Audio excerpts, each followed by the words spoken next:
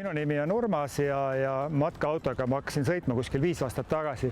ja ma tahaks tõesti jagada teiega siis nagu neid mõtteid, et kuidasmoodi matkaautos elamine ja matkaautoga toimetamine oleks fun ja mõned näpunäited siis. Et niisugune esimene mõte, et mida teile soovitada, et kui te endale matkaauto olete muretsenud, et just muretsenud, et selle tripi pärast väga muretseda ei ole vaja, et see trip võib olla täitsa niisugune vaba ja me oleme oma elukaaslasega siis niimoodi toimetanud, et meil niisugust lõplikku plaani ei olegi ja see on nagu kindlasti üks niisugune hea alguse koht. Siis teine soovitus on see, et kui teil juhuslikult on teie matkaautos natuke rohkem inimesi, siis nendega kokku leppida, et millega üks või teine siis tegeleb.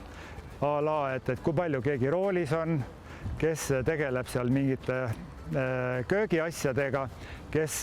tegeleb sellega, et ressursid oleksid seal korraldatud, WC-d, veed, heitveed ja kui niisugused kokkulepped on tehtud, siis ma usun, et see reis on ka jällegi natukene meeldivam olla, et see omavaheline suhe oleks kõikidel hea, et kui on väikene ruum, on oht tülli minna. Sellepärast me soovitamegi siis seda, et kui te reisil olete ja juhtumisi mingi asi vussi läheb, et siis ei ole vaja hakata kohe süüdlast otsima ja hoiame niisuguse nagu hea energia üleval. Reisidel tuleb seda ette, teil on vaja tagurdada, manööverdada ja siis on hea endal keegi ikkagi välja, kuigi tagasivaatekaamerad, asjad tänapäeval kõikidel autodel olemas, siis pimedas ja ohtlikes kohtades soovitakse ikkagi väljas vaadata. Autod täna on kallid ja pinnas või mis iganes, kõrgused on erinevad ja et ei tekiks sellist olukorda, et reisil avarii juhtub. Huvitav asi on see, et võtmed, et tagavaravõtmed kindlasti mõelge üks niisugune koht välja, mida siis kõik teavad, et kui te kuskil kaugel reisil olete, et need võtmed teil kuhugile kaduma ei lähe. Veel üks niisugune oluline koht on see, et kui te hakkate autoga liikuma, siis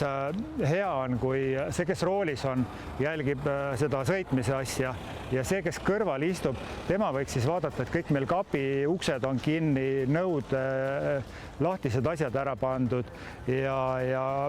tihti näed matkaautosid sõitmas, katuseluugid on lahti, et need katuseluugid tegelikult väga kergelt lähevad katki, kui nad lahti on ja siis